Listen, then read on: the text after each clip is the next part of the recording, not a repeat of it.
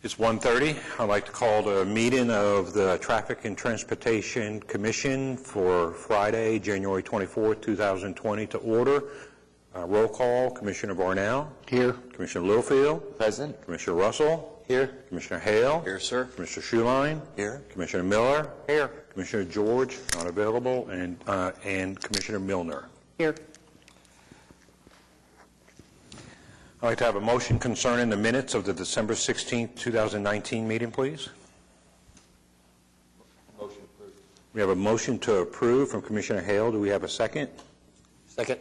We have a second by Commissioner Russell. Any discussion? Okay, we have a motion to approve the minutes of the December 16, 2019 meeting of the Traffic and Transportation Commission from Commissioner Hale, seconded by Commissioner Russell. Can I have your votes, please? Okay, item is approved. We're going now to the report from Licensed Taxi and Record Services for the quarter of October, November, and December. Yes.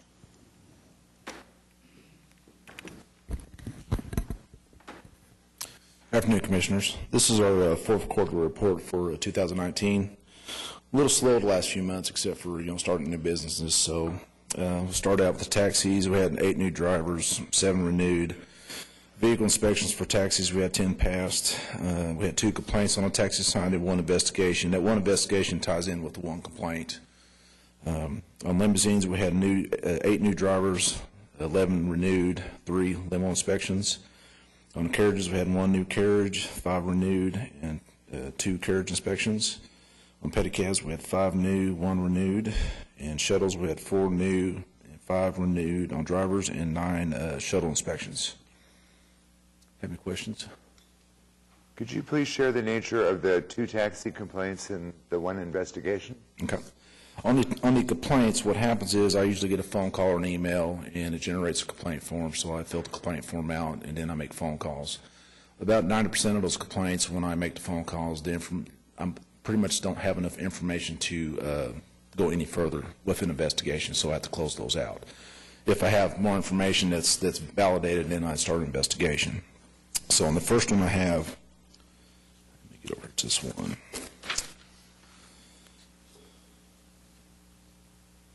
Oh, that's the second one.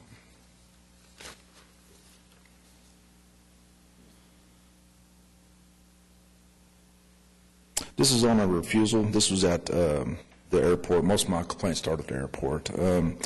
The passenger went down to the money line, and one of the drivers, you talked to one of the drivers, they were negotiating prices. I talked to the driver and the patron on it, and apparently there was a communication barrier.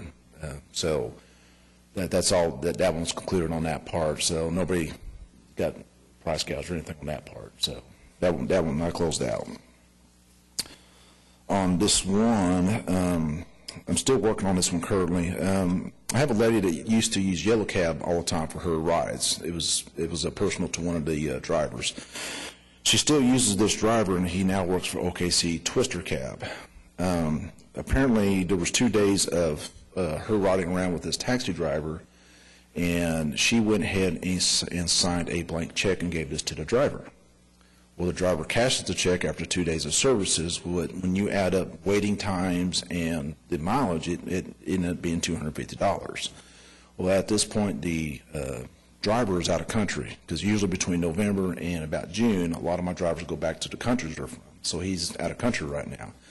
I've talked to this lady multiple times. The last conversation, she wasn't very happy with me. I told her I just now got the documents from the company to cross-reference it with the check. At this point, I found out that he did not call his dispatch to notify his company that he's taking this lady around. So that's the only violation I have at this point. Once the driver gets back in the country, which will probably be May or June, then I will finish off this investigation.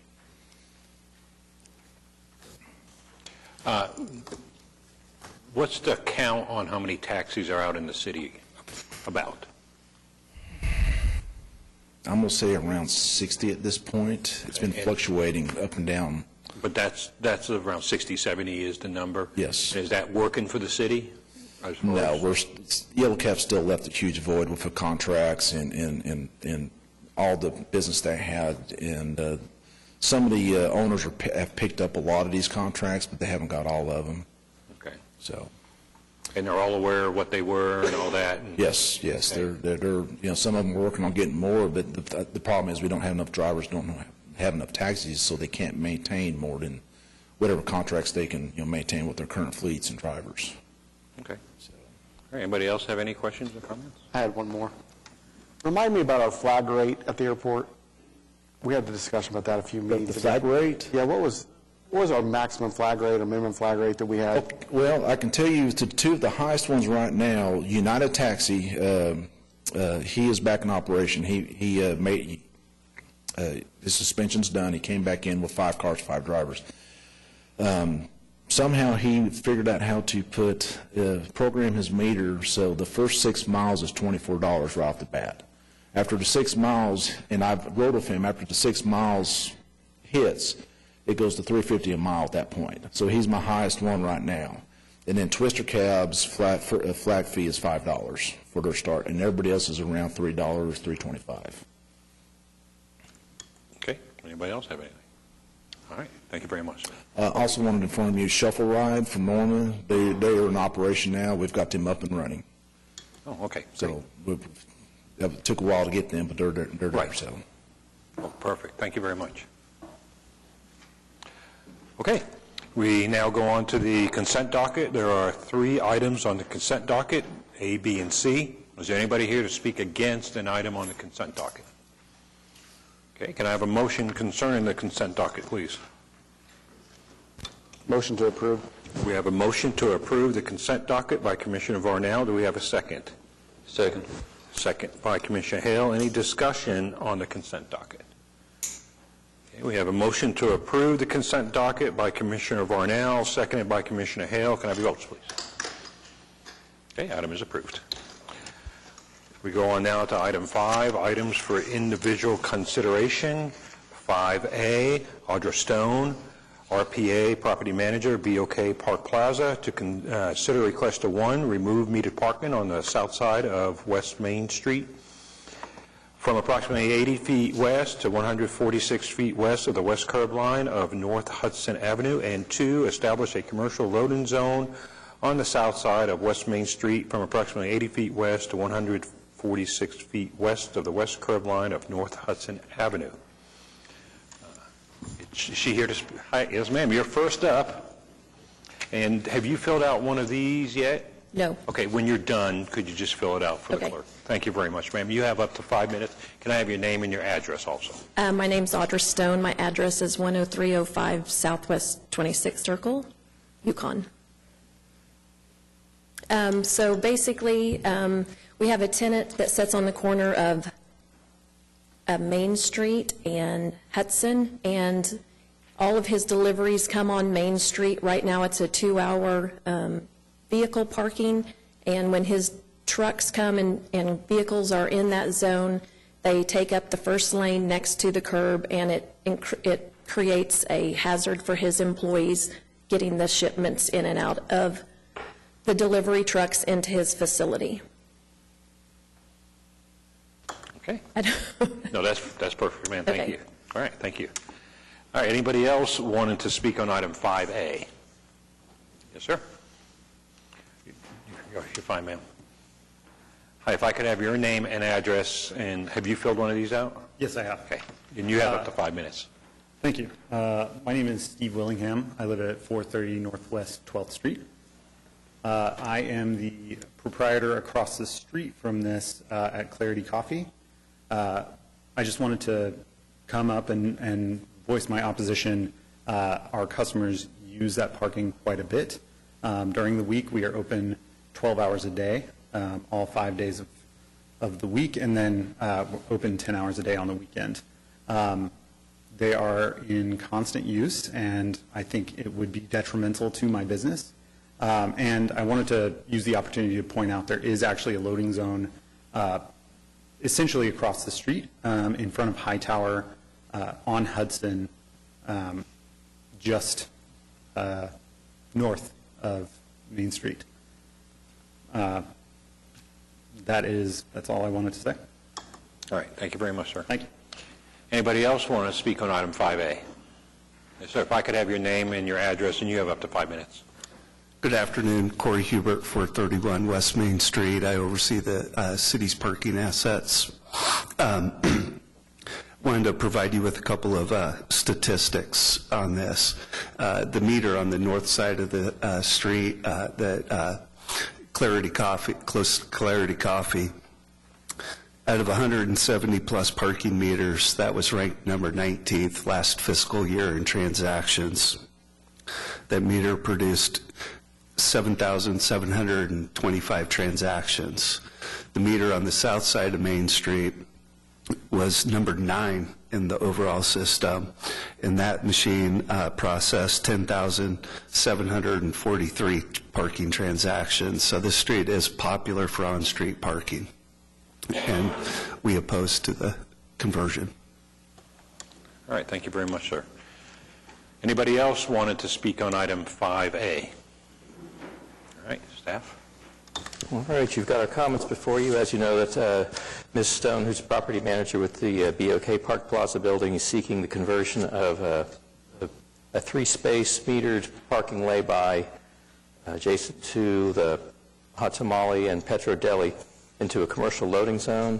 Currently, there are no passenger or commercial loading zones on West Main Street between Walker and Hudson. There is a full-time passenger loading zone on the west side of Hudson, which is just around the corner and adjacent to the east side of the BOK Park Plaza building. The Commission approved this particular full-time passenger loading zone at its meeting in January of 2016, when it considered a request from Mary Hill with Heinz Interests for a number of parking and loading zone changes on the streets that surround the building that's at 499 West Sheridan. At this point in time, staff has no supplemental recommendations relative to the item being considered, so the decision to remove metered parking in favor of a commercial loading zone at this location will be at the discretion of the Commission. I'm happy to answer any questions that you may have relative to the application. Okay. Do we have a motion concerning item 5A? Mr. Chairman, I move the application be denied. Okay, we have a motion from Commissioner Schuline to disapprove item 5A. Do we have a second on this motion? Second. All right, we have a second by Commissioner Littlefield. And do we have any talk on this item? I know that a couple of the protesters indicated there is parking on the west side of Hudson, just across the street. I drove around several times today looking at your proposal. Is that not available? I mean, it really is pretty close. It would be basically between Concord and Maine on the west side of Hudson. On Hudson? There's a pretty considerable, I mean, it's a big commercial zone there. I just wondered if that's, and I think it also has pedestrian activated, I think the crosswalk may even be pedestrian activated so that if somebody did park to load there, it seems like they would have. Okay, so you're talking across the median, basically going west, correct? Well, across the median, it would be to the north of. Okay, on the west Hudson. side of Okay, Hudson. so if they park there, then they would, I mean, sometimes it's available, sometimes it's not, and then they would have to, of course, roll everything that they have for the kitchen across 4 lanes of traffic. So, I mean, that's the only consideration. And the one comment I have about being numbered the 9 meter, well, it's not just those 3. It goes down the whole street. So there's and I don't know how many, but quite a few 2-hour or short-term parkings on that street. And we're not asking for all of them. We're asking for just the ones right outside of his door. That's all. Yes, sir. I wanted to ask, Mr. Chai, did you mention that there was another spot just on the same corner, just to the east? Yeah, if you look at the illustration that's up on the screen before you, on the west side of Hudson, just south of the restaurant location, there is right now it currently doesn't have signs on it, but it's approved to be used as a full-time passenger loading zone, and an application could be made to convert that to passenger and commercial loading zone if needs be. I mean, if a delivery was to be made at that restaurant at that location, it would not involve crossing any streets. It could just be done straight from the sidewalk. And I think he would be very acceptable to that. Right now, there are no signs up, and so there are long-term parkers. It's not metered, it's not whatever, and people come in early, and so that space is always taken. Well, we're in the process of getting signs installed for it. So what you're saying, sir, is there is a spot that's close to what this application is for, that if we got a request to turn it into a loading zone that could get put on something in the future, it could get put in as a loading zone, and you're saying, ma'am, that that would be close enough? I'm sure that he would be happy with it, yes. Okay. Right now, there's just no signage, and so it's never open. Okay, because the signage is going to be passenger loading, so that would be just for drop-off of people. Your applicant would have to make a new application with the city for next meetings to turn it into a commercial loading zone. Am I right, That'd be sir? correct. Does that sound like something that's okay to try? Okay. All right, very good. Okay, anybody else have any comments or concerns, questions? Okay, we have a motion from Commissioner Schuline to disapprove item 5A, seconded by Commissioner Littlefield. Can I have your votes, please? Okay, item is disapproved. We go on now to item 5B, Jared Tarver, President, Grove Homeowners Association, to consider requests for a no parking anytime restriction on the east side of Bloomfield Place between Northwest 189th Street and Northwest 192nd Street. Hi, sir. If I can have your name, address, and you have up to 5 minutes. Jared Tarver, 3021 Northwest 187th Court, and I'm here to answer any questions you guys have. I think the report did a good job of laying out the issue. Okay, and while we're talking up here, if you could fill out one of those forms for me, please. Thank you. Okay, anybody else wanted to speak on item 5B? All right, staff, please. All right, you've got our comments before you. In this particular application, the applicant is seeking a no parking restriction just on the east side of a street called Bloomfield Place, and this would be between Northwest 192nd and 189th Streets. On the west side of the street is a school that's I'm looking for the school name. There you go, thank you. That elementary school, but the issue that he's pointing, that's been brought up, is the fact that there are pedestrian crossings that go across Bloomfield Place in this area. There's also some people that drive their kids to this school that will park on the east side of that road, and kids are basically forced to cross mid-block, and typically unescorted. On the west side of the street on Bloomfield, there is a considerable amount of curb space, and so any parking that's displaced from the east side can be accommodated on the west side. This is a request that's not really going to affect neighborhood parking because there are fences and basically barrier walls that run the entire length of Bloomfield Place, so this is not an area that's conducive for neighborhood parking anyway. So the act of prohibiting parking on this particular street would be at the discretion of the commission. Okay. Do we have a motion concerning item 5B? I move approval. We have a motion from Commissioner Littlefield to approve item 5B. Do we have a second? Second. Okay. We have a second by Commissioner Russell. Do we have any discussion on item 5B? Okay, we have a motion to approve item 5B from Commissioner Littlefield, seconded by Commissioner Russell. Votes, please. Okay, item is approved. We go on now to item 5C, Peter Yushukavich, pardon me, to consider a request to change the speed limit on West Hefner Road between North Rockwell Avenue and North MacArthur Boulevard from 45 miles per hour to 40 miles per hour. Hi, sir. That will be.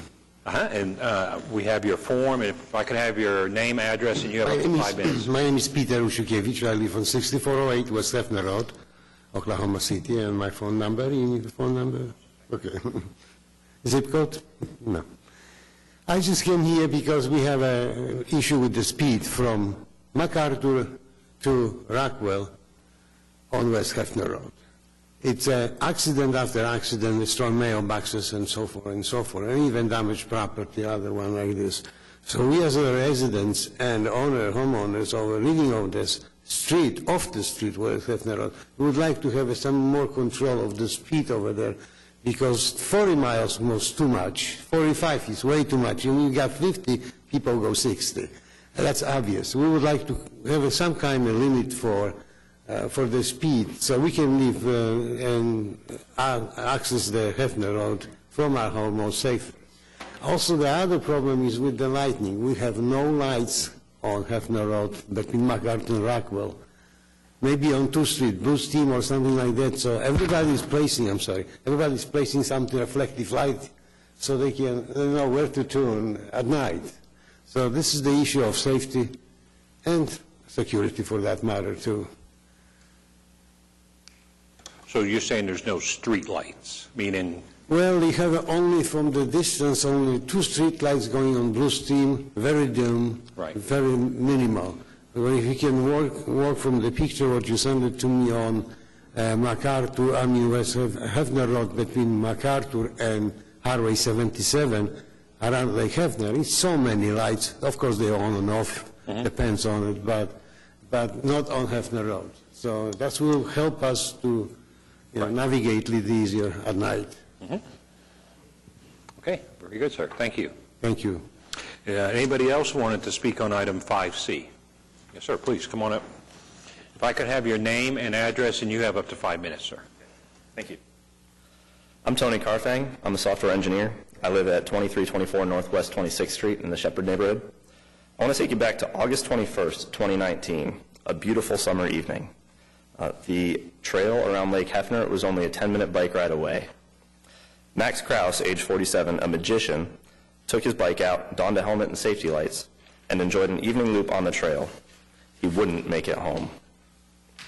Around Dorothy Lane on Hefner Road, both Max and Officer Gary Price were headed westbound when Price's patrol car hit the back of Max's bicycle, violently throwing the rider over the hood, into the windshield, and onto Hefner Road. Max suffered a stroke, catastrophic injuries to his head, his neck, and his spine, with the best outlook being never to walk again and probably never to use his hands again. His family had the tumultuous decision to remove Max from life support. In 2017, 91 people in Oklahoma City died because of motor vehicles. 30% of those, over 30%, are drivers killing people walking and biking. And beyond fatal crashes, 2,314 people in our city suffered serious injuries because of car crashes. Factors in these crashes include unsafe speed for 214, or about 11%, and distracted driving for 322 crashes, or 17%. So 28% of crashes that could very easily be prevented. So the big question, how do we get drivers to drive more carefully? We've seen in this report that changing Hefner from 40 to 45 miles an hour actually didn't change speeds. The 85th percentile driver observed was at 47 miles an hour in both cases. So if you actually want to impact driver speeds and create a safe corridor, changing the speed limit back to 40 is doubtful to have any impact. Instead, an effective solution would be to reconfigure our arterials. So consider a single lane flowing in each direction and a common center turn lane. Converting a 4-lane to a 3-lane configuration has significant benefits. It opens up space for trees, wider sidewalks, bike lanes, or even more parking, creating a vibrant community. It opens up a center lane for emergency vehicles when necessary, leading to faster emergency response times. It creates an environment that induces drivers to pay better attention to their surroundings, and even more, to actually drive at slower speeds. This has been shown in community after community across the country. It reduces car crashes in total, with other cities experiencing their car-to-car crashes reducing by up to 47%. Now, have you ever been cruising along in the left lane only to slam on the brakes when the driver in front of you comes to a stop, waiting for a gap in traffic to make their left turn?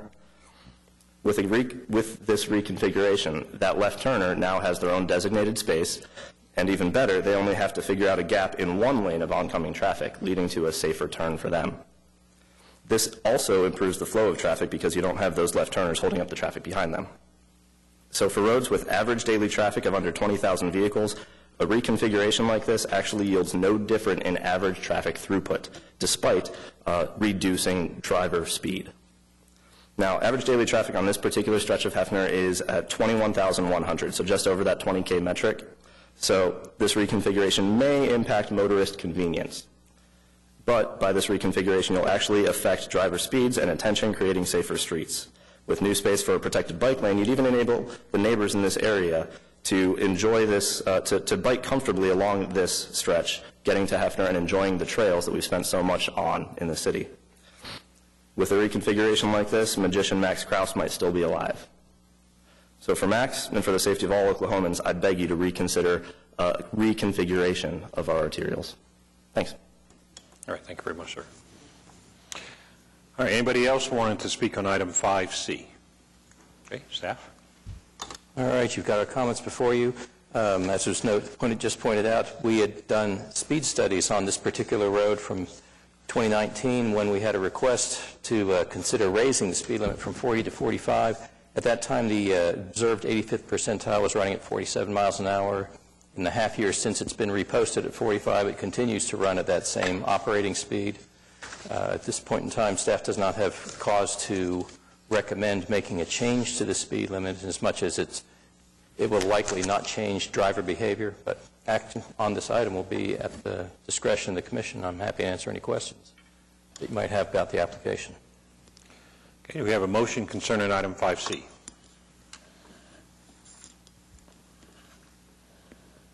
Motion to disapprove. We have a motion from Commissioner Hale to disapprove item 5C, and we have a second from Commissioner Varnell. Do we have any discussions?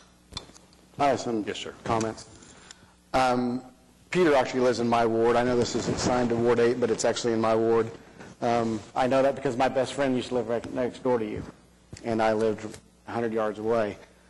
We've had a lot of discussion about Hefner Road, and I still live on Hefner Road in Whitehall, just across the street from you. This gentleman brought up a great point, and Stuart Chai just reiterated it. Raising or lowering the speed limit doesn't change the psychology of people driving. We've had lots of phone calls in my neighborhood association about trying to get it moved back down to 40, and it actually did get moved down, and then we pushed it back right up back to 45 recently, as you're aware. That's when we changed Hefner in front of your house, is when we changed the whole Hefner Road for several miles. So the reality of it is, it's not going to slow people down, and it's proved by the data that they provided here today. Well, the question only is between Hefner Road between 74 and Northern Expressway was 40, now it's 45. But the opposite east side of West Road, Hefner Road, is 35, with the speedometer showing people driving so and so. So it's calming down people when they see the sign and the speed limit after all. I know you study, I was driving on Hefner Road at night several years ago, 35 miles an hour, and I hit 2 deers. Well, that's mostly coming down from the lake. So, but anyway, it's for our safety, the lights and the speed, and that's how we feel comfortable. After all, we have access to the houses from with the mailbox on. So Sure. That's our consideration. I have seen a lot of your mailboxes get hit by cars, too. Oh, yeah. Mine of them. There's several wrecks in front of your house, actually, people turning into blue stem. I see it all the time. But the reality is it's not contributed by speed, unfortunately. All right, any other talk on this item? Yes, sir. For staff, I'm fully aware that the item today is whether or not to change the speed limit. What would be involved in consideration of lane reconfiguration in a situation like this? Well, typically, if we're looking at reconfiguring roadways, you wouldn't just want to reconfigure like a mile at random. You would probably need to look at an arterial corridor and how it functions. And then you'd probably also want to look at what the overall impact would be to the operation of this, because it is a transportation facility. I mean, the arterial roadway system is what is, once you've left the neighborhood environment, it's how you get from one destination to the next. So I can appreciate that there's interest in being able to travel in a variety of different modes, and there are a lot of different approaches to maybe how you could make changes to a roadway in an effort to change the operating environment, reduce travel speeds and things like that, but it would have to be looked at from a system approach. I ask because I see a lot of situations on these types of roadways where there are neighborhoods on both sides of them. And an example might be North May Avenue between Wilshire, maybe and Britton Road, where there's residential on both sides of May. And at some point in time, it's been many years ago, a center turn lane was installed there, which does make it easier for people getting in and out of those neighborhoods. And I just don't know, how would a citizen go about encouraging a look into that? Or would this body have the ability to initiate some kind of a study? That's a question I'll have to research for you. I can't answer that because I've not been asked that in the past. Well, and I think the concept of changing all as a general city view, is it better to have 4 lanes without a center turn, or to do something as was mentioned here, go to 2 lanes, center turn, and maybe then we get the bike lanes that we've been looking for out of the downtown area? So, and again, as he stated in his facts, up to 20,000 vehicles, it could be a wash. And so is it safer and better if it's a wash, and now we get bike lanes and the work of that road is the same, meaning which is to go from neighborhood A to work B or whatever, and we're still doing the throughput and everything's working the same. If it's safer and better, then that would have to be a philosophical change for the city traffic management to say these kind of roads, just like we did downtown. You know, we had studies come in and looked at our one-way, 3-lane, 2-lane, whatever it was, and we changed all the roads to 2-way being 1 lane. That was a conscious thought and a conscious change by the city to make it more walker-friendly, bike-friendly, all that kind of stuff, non-vehicle friendly.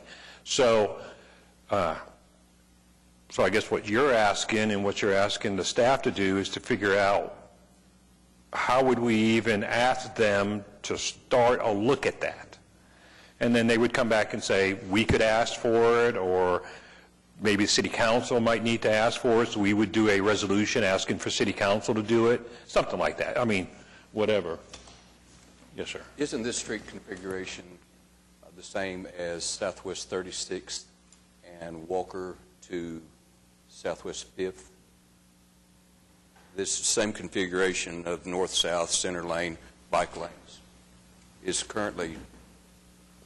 Correct. I will add, I'm on the Better Streets Safer City Committee for Ward 2 as well, and the bike lanes, the buffered bike lanes that have been added to Walker were part of a resurfacing project as well, and with that, and Bike Walk OKC master plan saying Walker should have a bike corridor on it, they reconfigured Walker from a 4-lane arterial to precisely this 3-lane configuration with buffered and protected bike lanes from, I think, from Main Street down to 36th. So if you want to see how it works, that's where you would go. But what do you think is the throughput? Is it a large number, a throughput of traffic on that street? Is it the same kind of street with the amount of traffic? We could pull traffic data on and give you a comparison at the next meeting, but I don't have those figures. No, I was just doing it in a general way, just asking. And Walker is still in progress. It hasn't been completed yet, and so that data is not yet available. But like you and I mentioned earlier, for vehicle average daily traffic of under 20,000, it is not impactful to total motor vehicle volumes. Now, those studies across the country don't include the additional added traffic of how many bikers are getting through or how much added revenue is coming in from extra street parking and things of that nature. So it's a wash for motor vehicle traffic, but in terms of business and economic development as well as total persons traveled on the corridor, it's probably a benefit, while also being better for reducing crashes.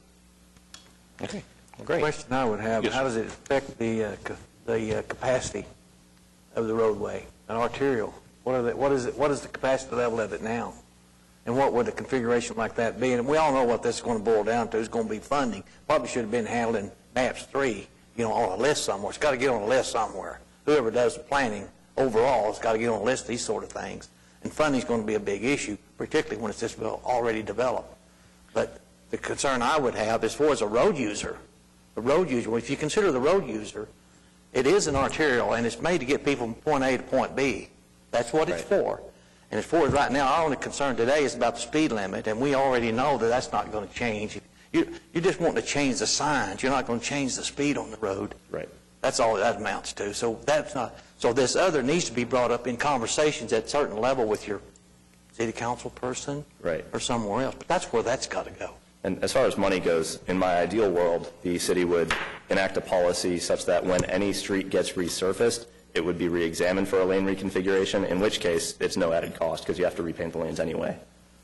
And then as far as that 20K number, the studies I've seen in North Carolina and Iowa, and I think in Portland as well, show average traffic speed would drop from 42 to 37, for instance, but because you don't have left turners interrupting traffic and because you have fewer crash rates interrupting traffic, the end-to-end time from a corridor does not change, nor does the volume of traffic. So it can still support the same flow without increasing congestion or delay for that matter. That's if you have the same build-up characteristics. Side businesses, how much of it, how much turning do you have? That would all be configured. I mean, I live in the north part of the city, and I drive on Edmond Street, and what you've got is what you're asking is what Edmond. 4 lanes with a center turn lane. Yeah, they're nice. They're nice, but if you don't have any need to turn, then that's just an added expense that you've had to build a roadway that way. But, give them credit for the thinking. They had the money to do it, but to be nice. But when you put it all together, you have to consider all the things. Sure. And that's how they get washed out. And here, they did improve. I mean, it's a 4-lane. The volumes tell you that that's adequate. And you're going to have, usually they'll put left turn bays at the major turns, cross streets that require them. Yeah, center turn lane would be nice. Edmond is an interesting example, if you don't mind my waxing on about this. I've had a couple of times where I've had to drive from the west end of Edmond to the east side, covering 5 miles, with a stoplight at every single mile. And because of that stoplight time, that 5 miles, even though the speed limit's 45 or 50, takes 20 minutes, which is an average speed of 15, which is perfectly bikeable if you feel confident doing that. And you've done a good study there, what you've did, research. Next thing, look at road user cost for each item, for a stop sign, traffic signal, lane configuration. You got to figure road user cost. That comes into play too. All right, thank you very much, sir. Yes. I just think it's an interesting discussion because we have had a lot of items over the years that have come before us.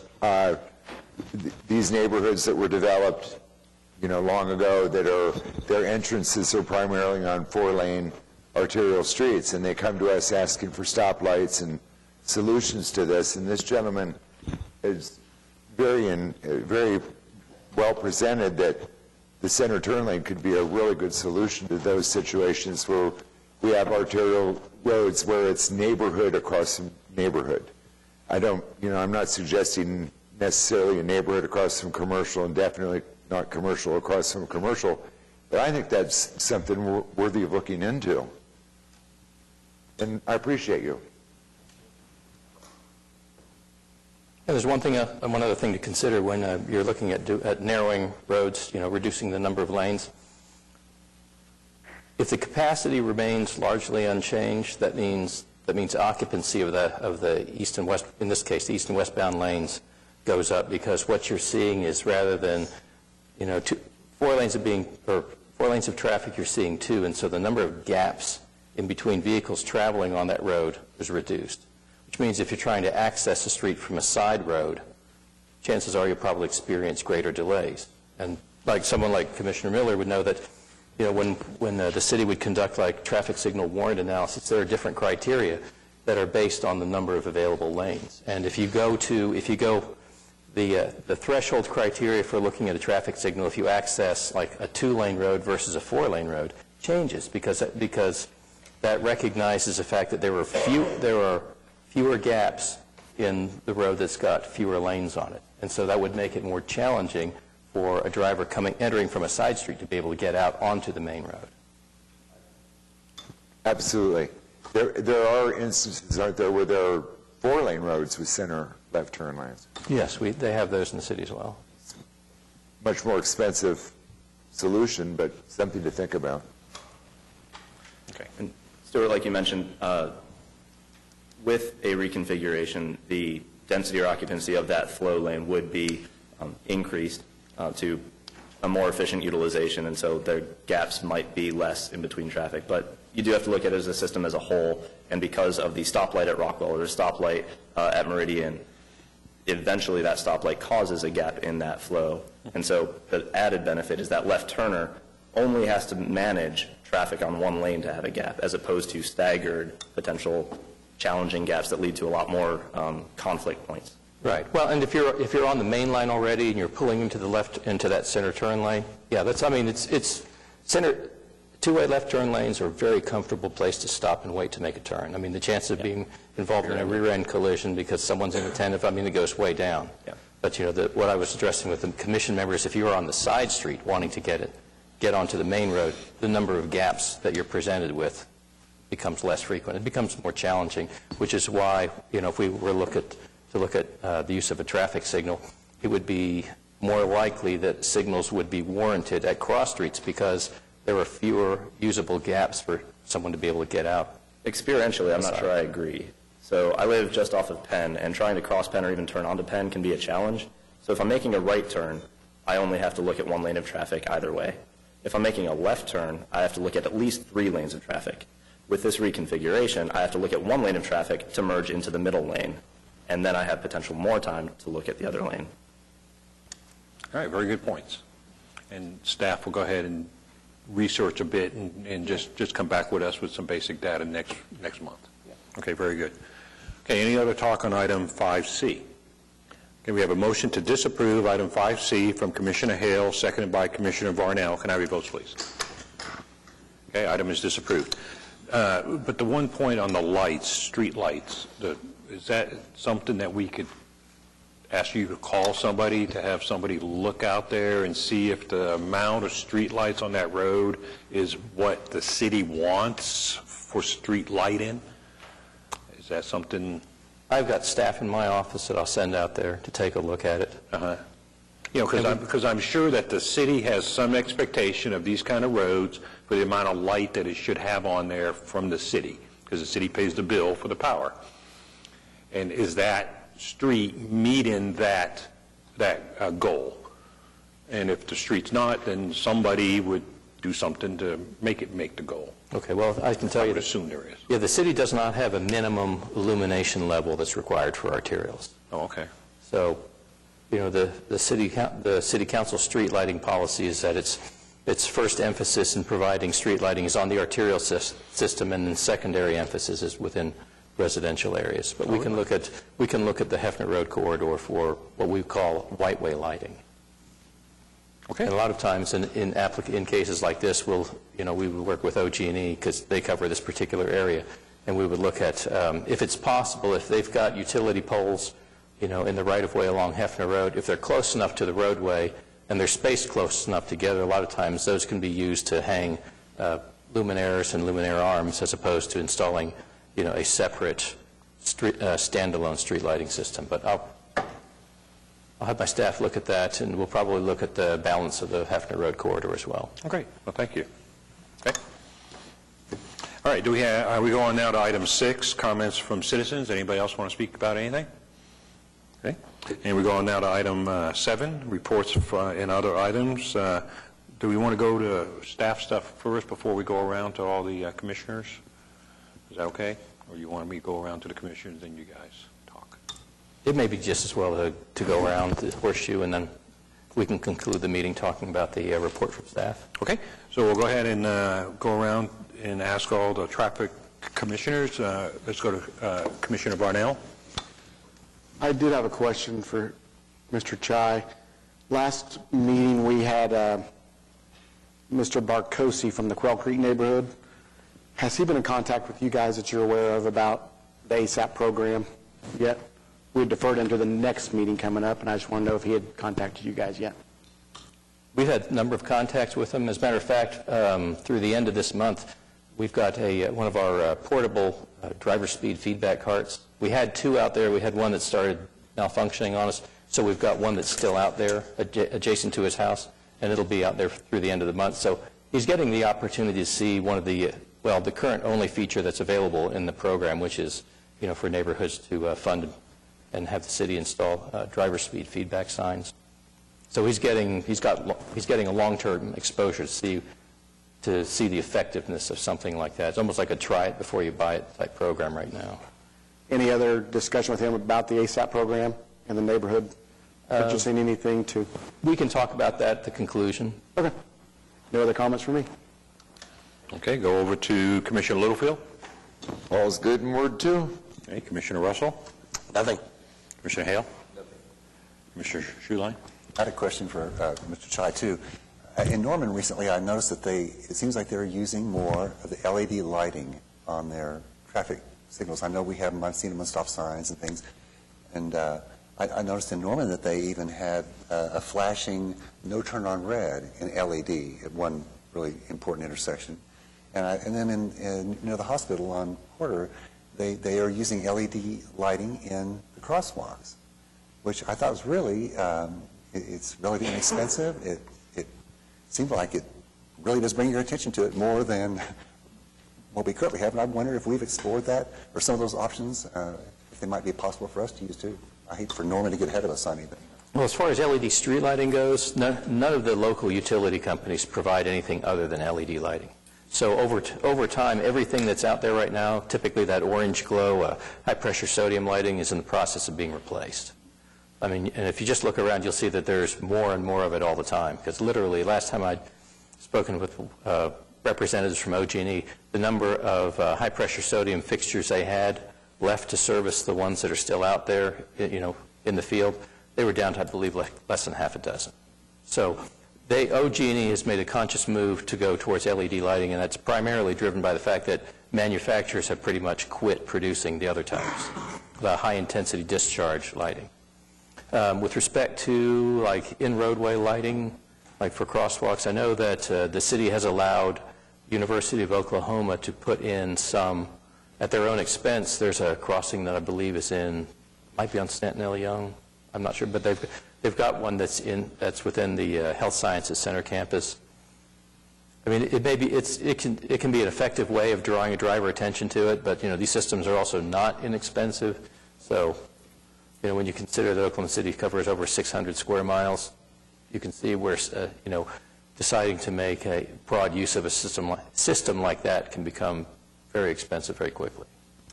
One other place I noticed in the city that they're using, and maybe War Acres, but in the center line across from Putnam City High School, they have, it flashes, and I thought, wow, it does get your attention. Yes, that is War Acres, but I've seen it as well. Thank you. Okay, go on over to Commissioner Miller. Nothing, sir. Go to Commissioner Milner. I just want to say I appreciate the conversation about looking at, refiguring roads. Because it's something I always try to think about more is, traffic is more than just the cars. It's the pedestrians, it's the cyclists out there as well. And I would like to learn more about how it would impact, especially as Commissioner Littlefield said, if it is neighborhood, arterial street. You're right, we do get that a lot. They come forward and say, I'm having trouble getting out of the neighborhood. So I appreciate anything we could learn on that. Thank you. Okay, very good. So then we'll ask you, sir. Do you have anything? Counselor? Anything? All right, staff, it's all yours now. All right, well, you've got our monthly report on administratively installed yield signs. We don't have any parking signs installed this time around. I did prepare a progress report regarding the city's alternative speed abatement program. What we've been doing primarily is we've been working on like a draft policy for the use of speed humps.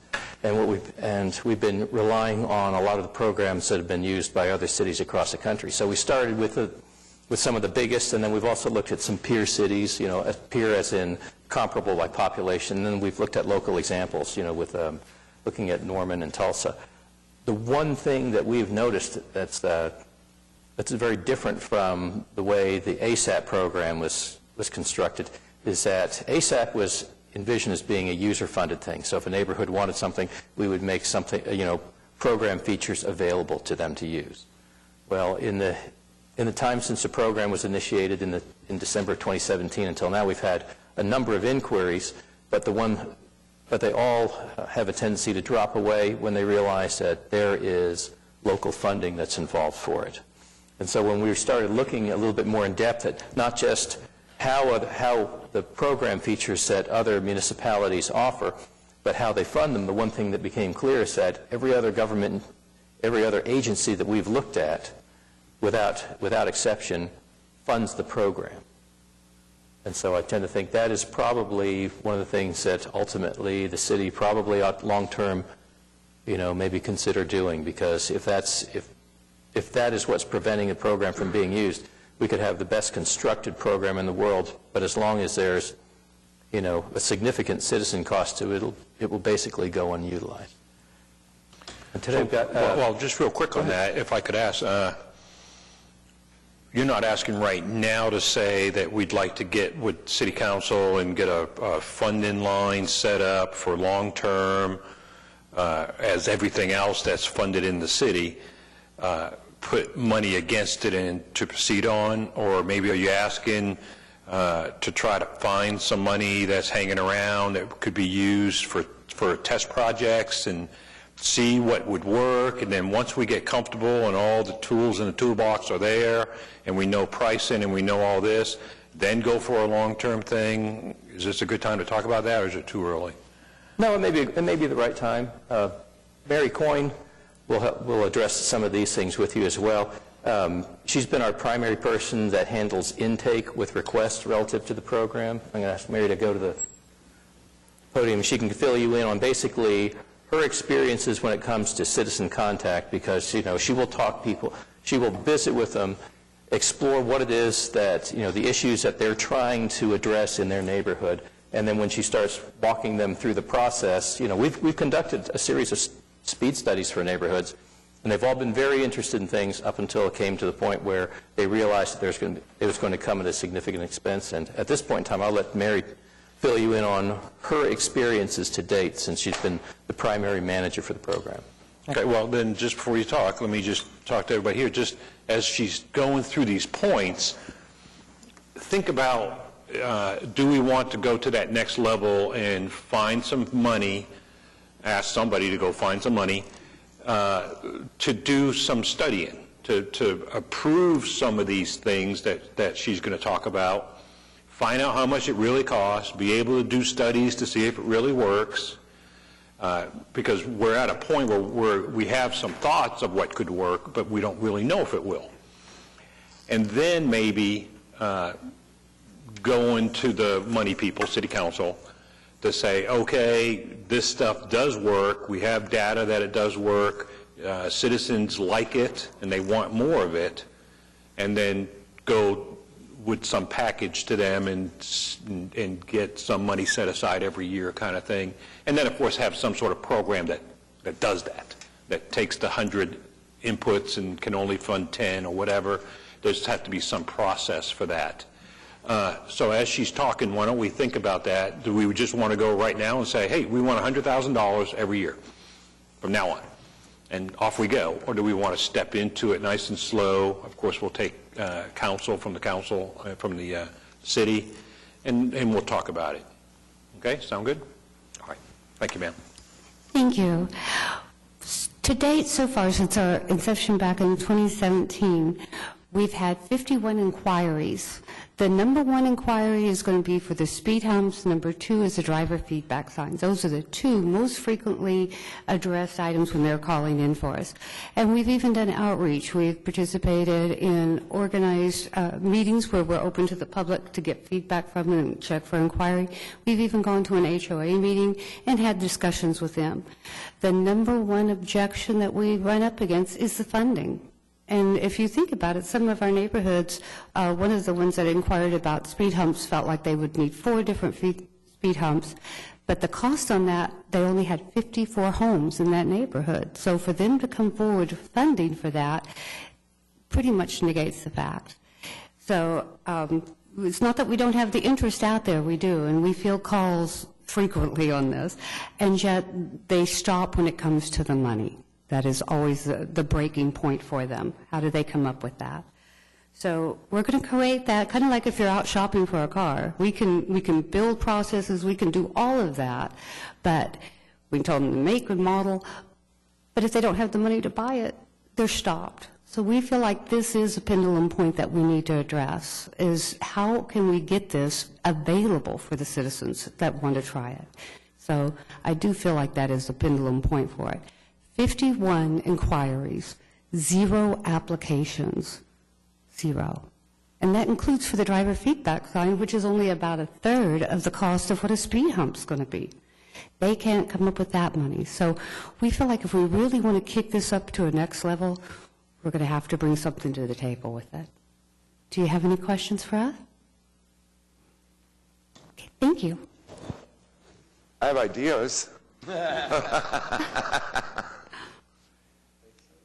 I think this is a great step. I don't think this is in any way, shape, or form any kind of failure of the program. I think it was probably going to be the most obvious next step.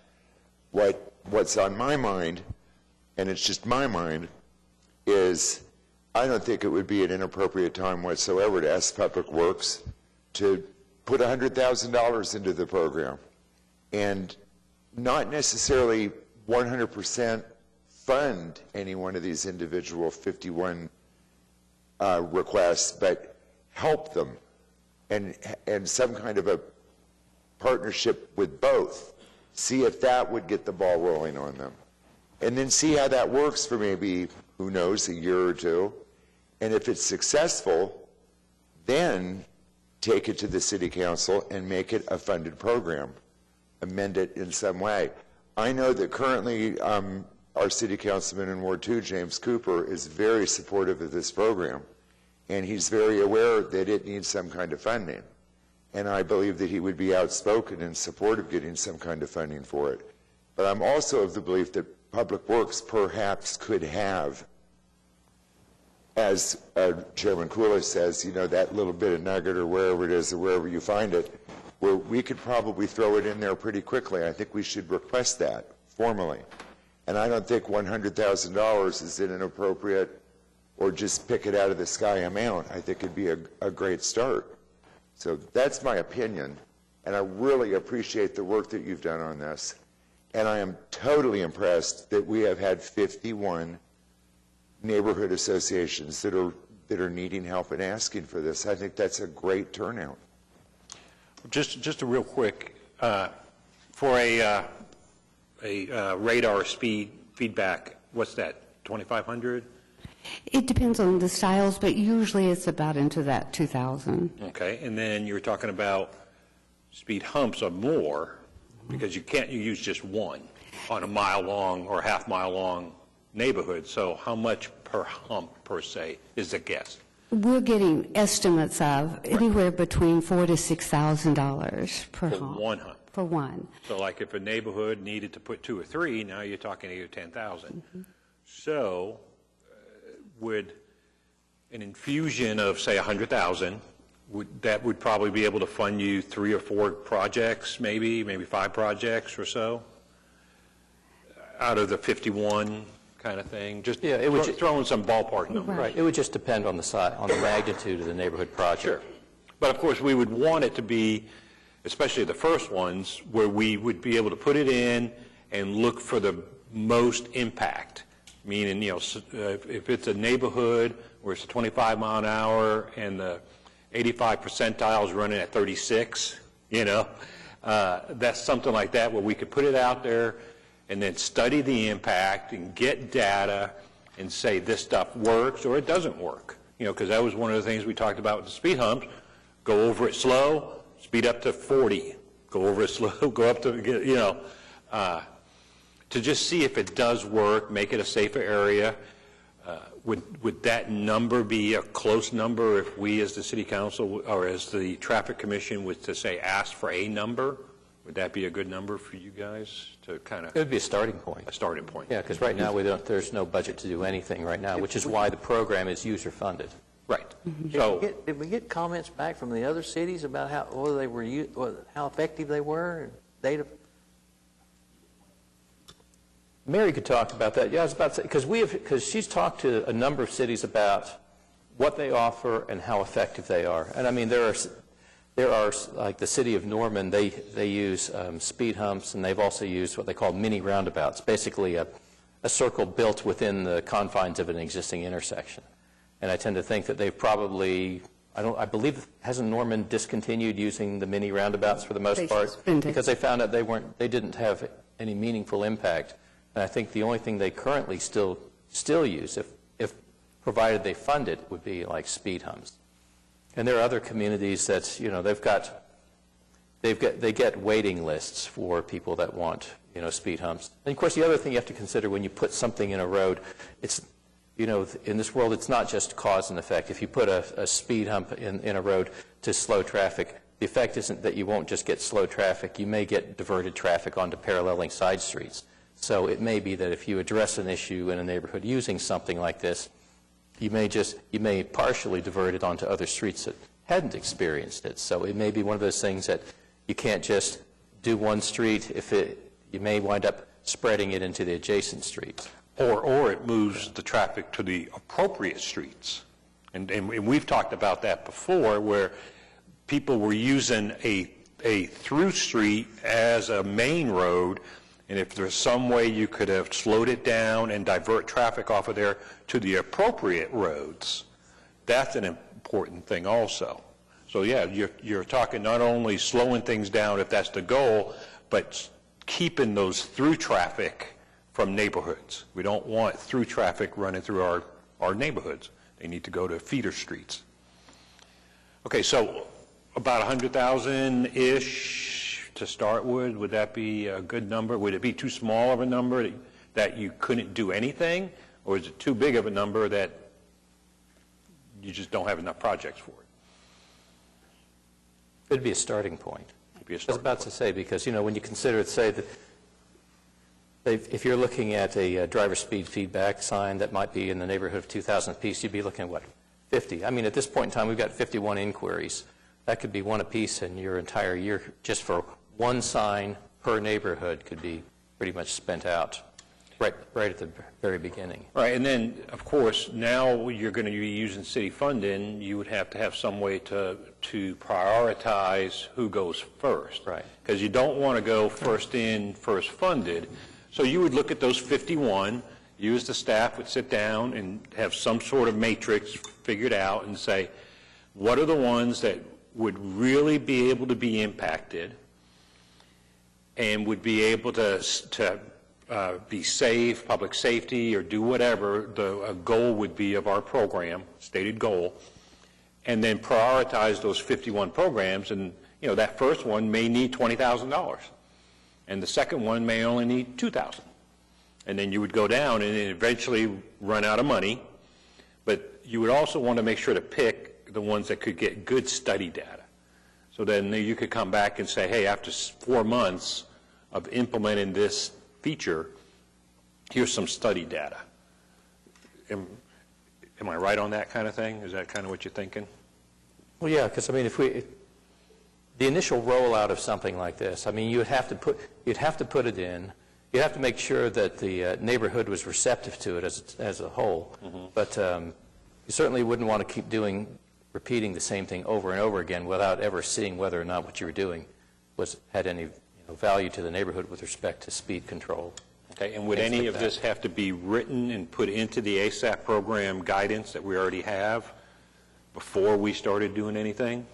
It would probably be included, because it's not to say that something shouldn't necessarily be used, but it would be important to include that in the documentation because it would manage expectations. Right. Because if someone thought that if they were going to get speed humps on their street, that was going to be the end of their problems and life would be good, that would be probably, they would be misguided. Well, they would need to know. Right, and I'm talking just the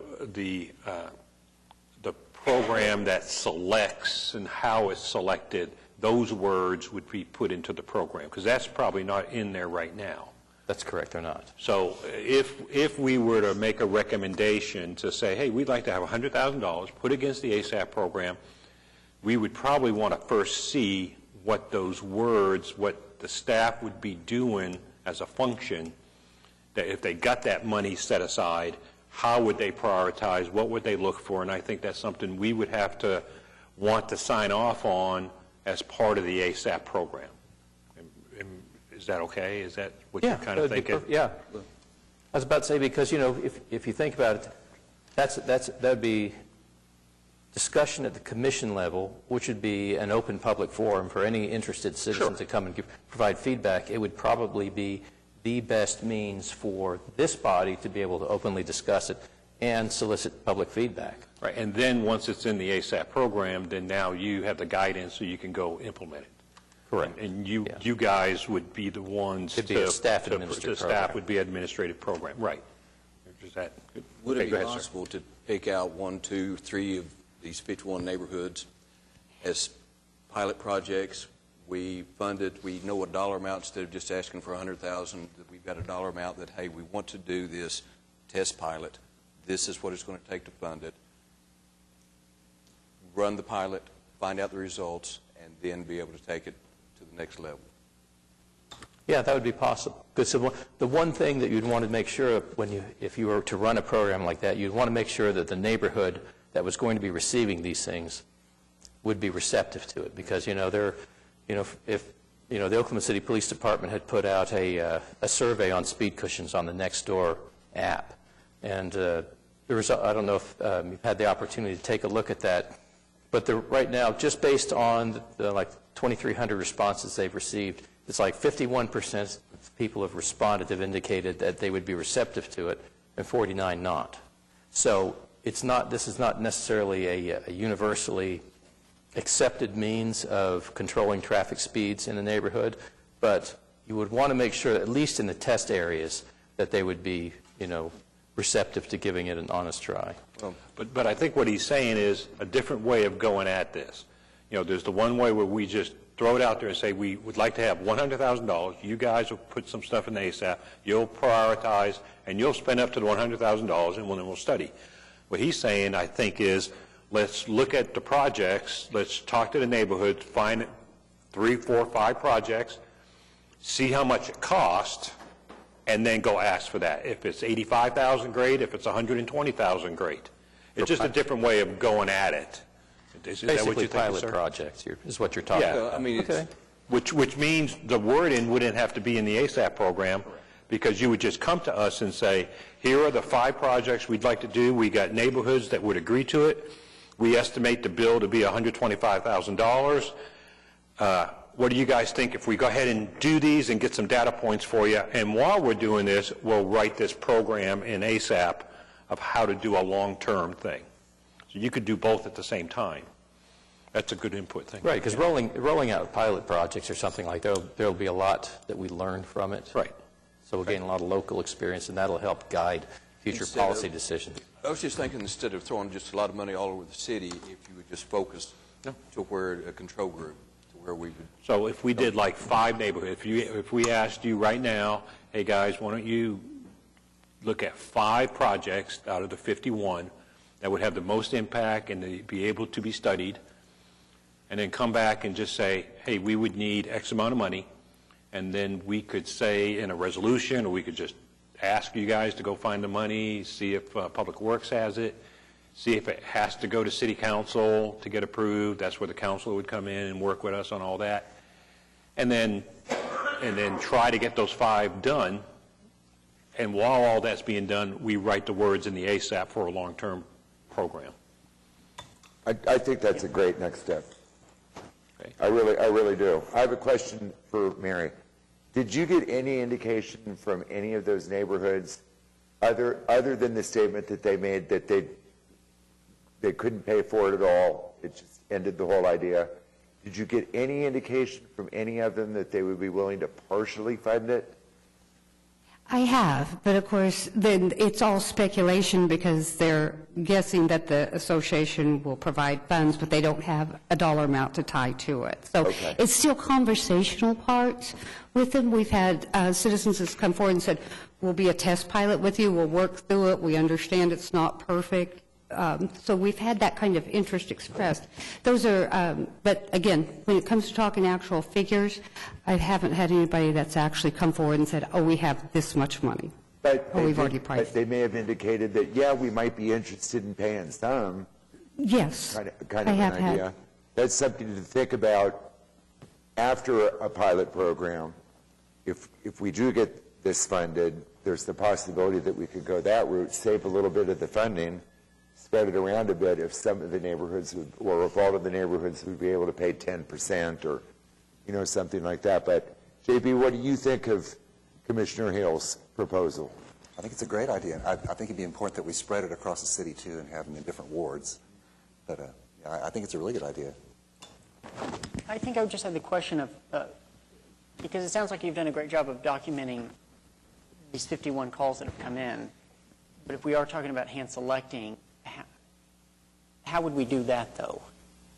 Because when the calls come in, we've told these people it's going to have to be self-funded. Correct. And I know, I follow and appreciate this. I think this is a good idea. I'm just thinking, because it is public funds, how we go back and choose. Who chooses? How do we choose? Is there new criteria that's now come in to go back to those maybe? I'm having a hard time coming. Do you follow what I'm saying? Right, because when the call originally came in, it was you're going to have to fund this. Now we may be able to fund some of these, but now it's how do we find the 5, 6, 7, 8 that come to the top? Well, I would think, if I could just, I would think that they would look at impact, meaning they would look at not would a neighborhood want it if it's free, would a neighborhood want it if it's not free, and they got to pay half. I think what we would ask the staff to do is find those 5 or so projects that would have the biggest impact, that as they look at what the problem is to get to the possible end, what are those 5 projects that if they put some of these items in there and work it, then we can study it and see if it works. I think that would be the focus of this project. What you're talking about is later on, and meaning this is a need, but I'd be willing to give you $1,000 if you move it up in the list. Well, that, you know what I'm saying? That would be something we'd have to think about, that, because then the cost of it goes down for the city, so it may be something that they would do. All that would be put into the ASAP program words on how to analyze who gets funded later on. I think for these, out of the 51 projects, I think it's just up to the staff to look and say, these are the ones that are the biggest ones. These are the ones that have the biggest problem that we think passive devices to modify driver actions would be best to put it in. And then they would bring it to us, and they say, okay, at this neighborhood, this is what we recommend. At this neighborhood, this is what we recommend. We did up the price. It's $125,000.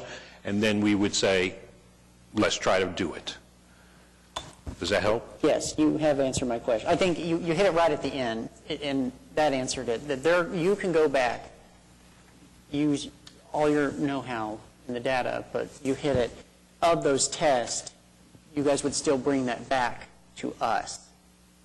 Is that right? It would be a project off of Commissioner Hale. Proposal to fund these as test projects. And then we would know a cost. Okay. And then we would ask Public Works to either fund it on their own if they can. Counselors would provide input to see if it's legal, and the city council maybe does it need to go as an item on city council as part of the ASAP program, a project, wanted to get data, can we have 125,000 and they dump it into Public Works and off we go? And just leave it at them to pick those 5. And then while they're doing that... To pick the projects to bring before the Traffic Commission. Correct. To get, okay, I'm on the same page. Okay, thank you. Well, I think you better start with a demonstration project, because if you'd have told these people, and you better, they need to participate in the funding, because you're not going to get someone that's going to pay for these. Everybody's going to be like stop signs. Hell yeah, we'll all take them. Just bring them on. Yeah, we need them everywhere. That's not going to work. We're going to have to decide if they're needed for sure. That ought to start with a demonstration project, so you got the backup, so when you do go ask for funds, you can prove that it did work here, or it would work. Because the first thing you're going to do or lose your funding source is to somebody to complain and say, I didn't do a bit of good. Right, which is what I think that's what we're asking the staff to do, is pick 5 and show us that this is what now, we... Now, whether the 5 have to pay, that you could do a demonstration project 100% or however you want to do it. But after that, they need to know up front that they're going to have to participate a certain percent or whatever. Well, that would be written in the ASAP program later. I think just right now we're looking at a project. Just a project. Yes, well, sir. That demonstration project. I think, to help you a little bit, help me as I talk out loud, with the inventory of the 51 and choosing 5, I think the key word there could be pilot program, where the 5 neighborhoods that are chosen are based on a criteria of the ones that staff considers that this element could be the most effective there. It's a pilot program in your neighborhood. You don't own it. And if it isn't effective, the city can take that back and put it someplace else. And then if that's all successful and the program moves on and we get funding for it, it could operate in the sense of just the way the city operates with the general fund. You know, we approve red lights here all the time, and they don't get built out until the money is there for it. So that the structure of financing could be based on that way long term, where let's say the program gets $250,000 a year. You know, we get those applications and staff approves them in a chronological order. At the end of the year, that money's gone, and then the next ones have to wait till the next year, kind of a thing. Whether it's a chronological order or a order of impact. Right. However that would be written in the ASAP. And then the other advantage to doing it that way is if there is a neighborhood that does have the funding to fully fund it, they get it. Just like Walmart gets a red light at an intersection that we've approved, quicker than waiting for the general fund to pay for it. So great thoughts. I'm so excited that this is going somewhere. With this test, I want to throw one last thing into the mix. If it's possible, which I'm pretty sure it is, if we can have 2 neighborhoods with a similar type of layout to where we do driver feedback at one or speed bump at the other, and that way we would be able to compare 2 similar type and see which was the most effective. Well, and chances are if we're going to use a program like this, we would probably look for certain common characteristics along certain roads. I mean, years ago we studied a street called Pebblestone Parkway. It's a divided road. It's just got a 25-mile-an-hour speed limit. It's got barrier fences along both sides of the road. So even though it's basically a collector street within a neighborhood, it certainly does not have the feel to being a collector street. And so consistently, the 85th percentile speed runs just shy of 40 miles an hour, but it's posted 25. So there are streets constructed in that manner literally in every part of the city. So we would probably find representative examples of a type of road like that. We would probably find some that were more traditional neighborhood streets, just a 26-foot wide undivided streets. We would be looking at volumes and speeds in advance of placing them, and we'd follow it up with studies that would probably be shortly after installation, and then wait a few months, because there's at a point in time, you're going to get to a place where you're going to have, you'll have diminishing returns to a certain point. Because once a speed hump or something like that is initially installed, it will probably demand a lot more attention because it's new and different. And as time wears on, you'll probably see where people have adapted to it, and you'll get to see what its long-term what long-term effect it will have. When you said that, it reminded me about some of the street changes that we've made as far as speed. And the follow-up studies that have been done, like 23rd Street, to where the opposite effect happened for what we were trying to achieve. I think the same needs to, moving forward with that ASAP project, we need to have some teeth behind it to where if we do go into a neighborhood and it is not effective, or whatever, that we have the ability to adapt and change. Oh, yeah, absolutely, because if a neighborhood's going to come and they're going to seek some sort of relief to address a problem they've got, they need to go into it knowing what they can expect based on what it is that there's offered in the program. You know, certain things may work under certain circumstances, and they may not work as well under others, and if theirs is the other circumstances, we would probably say, well, I understand your interest in this, but chances are this is not going to produce, or our experience is that these are the results that this will produce.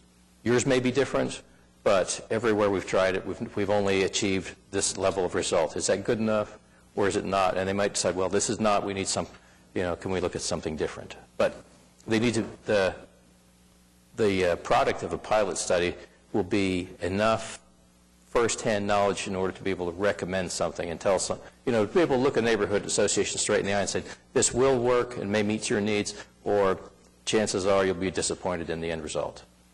And they just need to know that. They need to be able to make informed decisions because, you know, not everything is going to be well received, you know, within an association. The worst thing we can do is do something that kind of fractures an association over something like this. And that's, you know, that would be the worst thing that could possibly happen. We'd, you know, there would be no public benefit to doing something like that to an association. Do we have kind of a general consensus that the inventory of the first pilots would be within these 51 first contacts? Think so?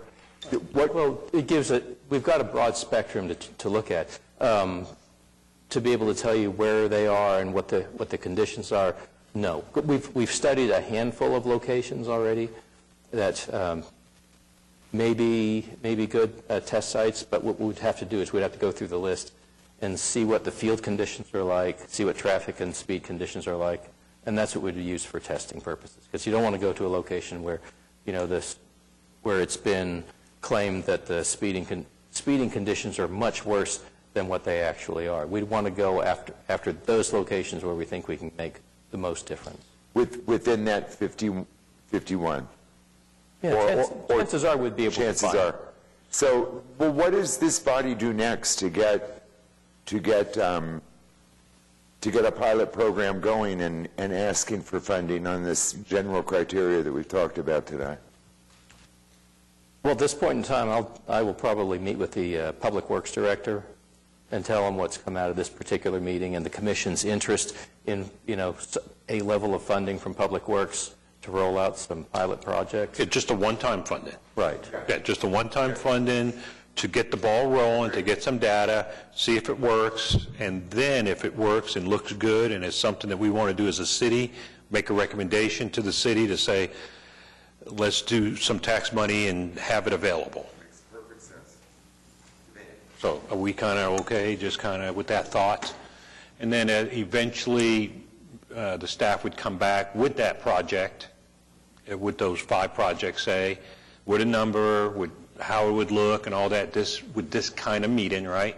Or council, would that have to be actually on the agenda as an agenda item? It would have to be an agenda item, maybe some sort of resolution item or something like that, where we would resolve that we would like to use public money to do this project, something like that. If you're requesting the funds, yes, that's, are you asking, is that what you're asking? I'm sorry. Well, what I'm asking is, eventually the staff would come back and say, okay, we got 5 places we'd like to do, and after you look at it all, it's $125,000. And we would say, you know, that's a good thing. We would like to try to do that with the ASAP program. Do we have to vote on that and make it a formal request to the staff, or can the staff just do it on its own with our basic counsel? It would depend on the funding source. It would depend if the funding source is already approved in another manner or if we're requesting the funding source. So like if the Public Works, who owns money, says, hey, I got $125,000 in my pocket, and they would come and say that I can find $125,000 and I can go ahead and fund it. Then it would be a Public Works project and a Public Works program that would be following their processes instead. So that would be just this kind of talk, probably. But if we wanted to actually go find more money, go find 125, which would mean go into city council, that would have to be a resolution or something probably, where we would say, we have this ASAP program that you guys know about, we want to move on. Can we get $125,000, please, put into Public Works so they can do this test pilot? And that would be an item on the agenda. Yeah. My first recommendation would be to encourage your first suggestion. Yeah. Well, that would be the talk that he would have. But who really has $125,000 sitting in? Just go plug it in. Just go plug it in. I was in the airport. Well, yeah, 100 to 125. But I also said 85, so it could be there. Okay. Mary, just don't leave yet. Do you have anything else before you walk away? Anything No, else to not help at us? this time, but I thank you for addressing the most important item that we have, and that's trying to get this rolling. All right, Thank yes, you. ma'am. Thank you for your time. Okay, so let's just do one last review here. Anybody have any other business for the Traffic Commission? All right, we stand adjourned.